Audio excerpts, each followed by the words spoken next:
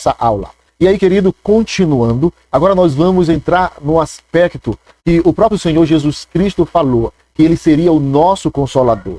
O texto diz que o Espírito Santo, a quem eu enviará, ele estará convosco para sempre. O Consolador, o Paracleto, é aquele que é chamado para estar ao lado. Ele consola, ele ajuda e ele advoga. Então ele é o nosso advogado, ele é o nosso ajudador, é o nosso Consolador. E que você prestar atenção bem no texto, ele diz, eu enviarei outro Consolador. Jesus também é o nosso Consolador. Isso é muito importante nós compreendermos. Jesus usou a palavra grega allos, que significa outro da mesma espécie, dando a entender que o Espírito Santo também é Deus. E o Espírito Santo também tem os atributos da divindade. E o Espírito Santo sempre existiu. E ele também é criador, tá bom? Então Jesus usou a palavra, que significa outro da mesma espécie. O Espírito Santo não é apenas um substituto, mas alguém exatamente como Jesus em natureza, poder e amor. O Espírito Santo continua o ministério de Jesus na terra, estando agora presente em cada crente em todo lugar. Enquanto Deus revela Jesus, o Emmanuel, o Deus conosco, agora Jesus revela o Espírito Santo, Deus em nós. Nós somos templo e morada do Espírito Santo. Agora nós somos o tabernáculo do Deus triuno. Agora o Pai, o Filho e o Espírito Santo habitam em nós. Eles habitam em nós, tá bom, meus queridos? E agora nós vamos para a divindade. Bom, a divindade, que é o segundo ponto lá, que nós entendemos que a lição está dividida nisso.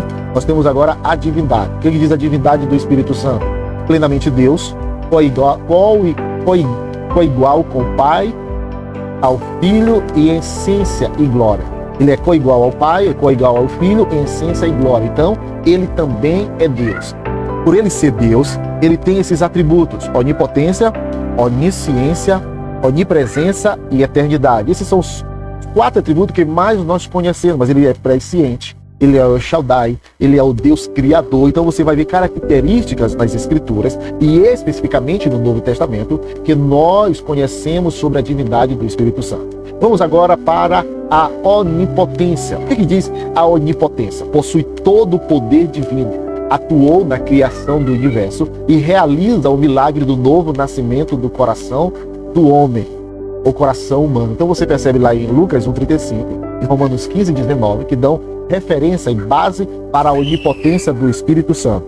A onisciência: conhece todas as coisas, inclusive as profundezas de Deus. Não está oculto à sua percepção divina. Nada está oculto à sua percepção divina. Ele é onisciente como Deus. Com isso, querido, eu quero agora conversar com você. Você que é o nosso aluno, você que tem vindo direto, ouvido e tem contemplado, o nosso pedido é que você deixe o seu like, se inscreva em nosso canal, compartilhe. Se você tiver alguma dúvida, por favor, mande uma mensagem para nós, tá bom? Ative as notificações, e sempre nós estamos fazendo vídeos relacionados ao nosso crescimento espiritual. Vamos voltar para a nossa Pai é. E aí, querido, Deus, o Filho é, o Deus Espírito Santo também é onisciente. Outro aspecto, outro atributo, outra característica da divindade é a sua onipresença. Está presente em todo lugar simultaneamente. Não há onde o ser humano possa fugir da sua presença. Salmos de número 139, dos versículos 7 a 10, vai falar sobre o Espírito Santo, aquele que está em todo lugar, aquele que sonda, aquele que conhece, aquele que, se a gente subir ao mais alto do céu, está lá, se a gente descer à mais profundeza da terra, também ele está lá. Não tem como nós, ou o ser humano, se esconder ou se ocultar da presença do Espírito Santo. Outro aspecto da divindade do Espírito Santo é a sua eternidade. Não teve princípio, nem terá fim. Ele é o Espírito eterno, que existe antes da fundação do mundo. E isso, querido, é muito importante nós compreendermos a divindade do Espírito Santo. Isso nos dá qualidade na nossa oração, qualidade na nossa pregação, qualidade no nosso ensino e qualidade na nossa comunhão. Quem é o Espírito Santo? O que nós já podemos aqui aprender a entender? Ele é uma pessoa que tem faculdades de uma pessoa. Ele pensa, ele toma decisões e ele também se emociona. São faculdades, são características de uma pessoa. E isso é muito importante nós compreender, tá bom? Vamos lá. E aí o próximo slide vai trazer os símbolos do Espírito Santo. E aí nós desenvolvemos e separamos aqui 5. O primeiro ele é conhecido como fogo, um dos símbolos que o representa a pureza, a presença divina e o poder que consome o pecado e aquece o coração. Outro símbolo do Espírito Santo é a água. Simboliza o refrigério espiritual, a lavagem regeneradora e a vida abundante que flui do seu interior. João 7:37 a 39. Outro símbolo do Espírito Santo é o vento. Indica a soberania, a liberdade e a ação invisível, mas poderosa, que sopra onde ele quer. Lá em João 3:8, naquele diálogo com Nicodemos, Jesus disse que assim como o vento, nós não sabemos de onde vem e nem para onde vai, é todo aquele que é guiado pelo Espírito Santo de Deus. Então, queridos, outro símbolo é o óleo. Representa a unção para o serviço, a consagração e a iluminação para entender a verdade. 1 João 2:20. E aqui também nós temos a pomba. Simboliza a paz, a pureza, a mansidão e a natureza gentil da terceira pessoa da Trindade. Essa foi a forma simbólica que o Espírito Santo desceu sobre Jesus lá no Rio Jordão, quando ele estava sendo batizado com João Batista. Outro ponto que nós precisamos compreender agora são as obras. As obras do Espírito Santo na criação. O Espírito Santo pairava sobre a face das águas, trazendo ordem, vida e beleza ao caos inicial do universo. Então, na criação, o Espírito Santo também está lá. Na encarnação, ele foi o agente divino na concepção de Jesus, realizando o milagre da união entre a divindade e a humanidade. Então, na encarnação, o Espírito Santo está fazendo também a sua obra. Outros aspectos também da obra do Espírito Santo, na ressurreição. O mesmo Espírito que ressuscitou Cristo dentre os mortos habita em nós e é a garantia da nossa ressurreição futura. Então, o Espírito Santo também esteve na ressurreição de Cristo. Na inspiração, ele guiou e inspira os autores bíblicos, garantindo que a palavra de Deus fosse registrada com autoridade e verdade. Então, aqui fechamos algumas obras, são diversas obras, mas essa nós conseguimos compreender. Se não, vejamos na criação, na encarnação, na ressurreição e na inspiração das Escrituras Sagradas. Outro ponto também que nós precisamos entender é a obra na vida do crente. O que é que o Espírito Santo opera em nós? Primeiramente, a santificação posicional. Ocorre no momento da conversão. O crente é separado para Deus, lavado e justificado pelo Espírito. Essa é a santificação posicional.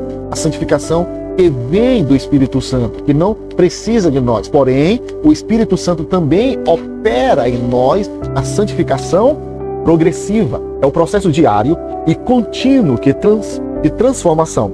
E é a cooperação do crente com o Espírito para tornar-se mais parecido com Cristo. Apesar da nossa ação, percebemos que o Espírito Santo talvez pegue a maior parte. É Ele que nos induz, é Ele que nos convence, é Ele que nos arrasta, é Ele que fala conosco, que precisamos nos congregar, precisamos ler a palavra, precisamos estudar, precisamos nos santificar. Então, precisamos dar a liberdade ao Espírito Santo para Ele operar através das nossas vidas, fazendo a santificação, operando a santificação. Outra obra que acontece na vida do crente é a sua habitação, ou nós, como templo e morada do Espírito Santo. O Espírito Santo não apenas nos visita, ele mora permanentemente em nós, fazendo do nosso corpo o seu templo. Então, esse é um dos mistérios extraordinários, não somente mistério, mas algo revelado. Jesus, se você bem entendeu, nós já lemos nesta aula, que ele veio para estar conosco para sempre, para nunca mais se separar de nós.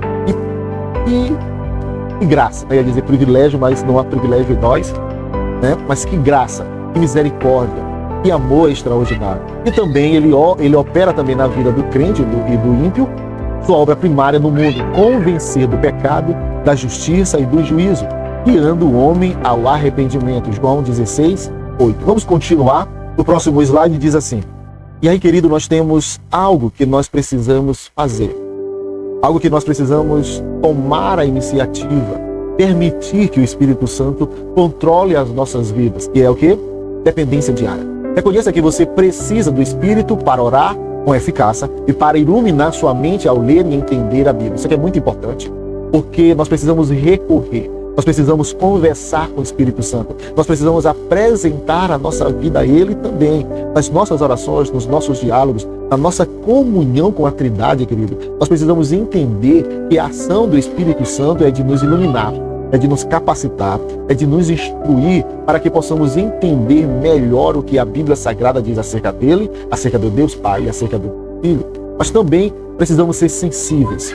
Esteja atento para não entristecer o Espírito com palavras, atitudes ou ambientes que desonram a santidade de Deus. Nós precisamos também temer, nós precisamos reverenciar, nós precisamos tremer também diante da presença de Deus, para que Ele não fique triste, para que Ele não, de alguma maneira, seja bloqueado pela nossa insensibilidade, pela nossa indiferença, pela nossa frieza espiritual.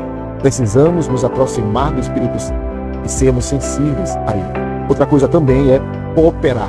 Andar no Espírito é uma decisão ativa de cooperar com sua direção diária, permitindo que Ele produza seu fruto em nós. Essa ação, querido, é quando você se levanta para ler as Escrituras, é quando você se arruma para se congregar, é quando você se desloca para o lugar de oração, é quando você acorda pelas madrugadas, é quando você fica contrito, é quando você louva, é quando você adora, é quando você busca a Deus, querido. Você quer andar no Espírito. Isso dá sinais ao Espírito de Deus que você quer que Ele tome a inteira direção da sua vida. O quanto nós precisamos na atualidade, querido, da direção do Espírito Santo. É um mundo confuso que hoje nós estamos vivendo. Nós precisamos de conselhos, nós precisamos de ensino, nós precisamos ser guiados pelo Espírito Santo para tomarmos as decisões corretas, para não sermos enganados por vãs filosofias, por vãs conversas, por coaches que estão aí tentando de alguma maneira nos mostrar um mundo espetacular, para nós ficarmos presos a isso. Nós precisamos do Espírito Santo para nós sermos guiados diariamente. Continuando, consolo. Busque nele o amparo e a paz nos momentos de aflição, lembrando que Ele é o Consolador que nunca nos abandona. Recorra a Ele, busque a Ele, deixe-se ser consolado pelo Espírito Santo. Abra um diálogo com o Espírito Santo, converse com o Espírito Santo. Ele é uma pessoa, nós já entendemos nesta aula que Ele é uma pessoa que quer se relacionar, que se relaciona. Ele é uma pessoa que consola, Ele é uma pessoa que guia, Ele é uma pessoa que nos instrui, Ele é uma pessoa que nos ilumina. Então precisamos constantemente do Espírito Santo. Nos momentos mais difíceis, nós precisamos dele. Então vamos continuar. E aí, querido, nós temos aqui para fechar, chegamos quase ao fim da nossa lição. O que nós já aprendemos? Um resumo das verdades fundamentais. Pessoa, ele não é uma força impessoal, nós já aprendemos isso. Possui intelecto, vontade e emoções divinas. Ele é Deus, Ele é plenamente Deus, possuindo todos os atributos da divindade e qual igual na Trindade. Nós já aprendemos que Ele é uma pessoa e por ser uma pessoa Ele também é divino e por ser divino é Ele quem aplica. Então está na alçada do Espírito Santo aplicar, convencer, regenerar, também nos limpar, nos santificar. É Ele quem aplica a salvação, convence do pecado e opera a santificação em nós. E aí a sua presença. Nós somos templo e morada do Espírito Santo. Nós já aprendemos nesta aula que nós somos agora e pertencemos ao Espírito de Deus. Não somos de nós mesmos. Nós somos agora templo e morada do Espírito Santo. Ele é o nosso Consolador constante, habitando em nós até a volta de Cristo e para sempre estará conosco, tá bom? E aí, querido, nós chegamos a mais um final. E aí eu quero agradecer, eu sou o seu irmão Francinilton. Deixe o seu like, compartilhe, se inscreva no nosso canal se você não é inscrito e faça parte desta comunidade. Deixa ali a sua crítica, o que você achou do nosso vídeo, onde nós podemos melhorar, se não, também traga palavras que possam nos incentivar para fazermos mais vídeos. Que Deus em Cristo nos abençoe. Até o próximo vídeo. Amém.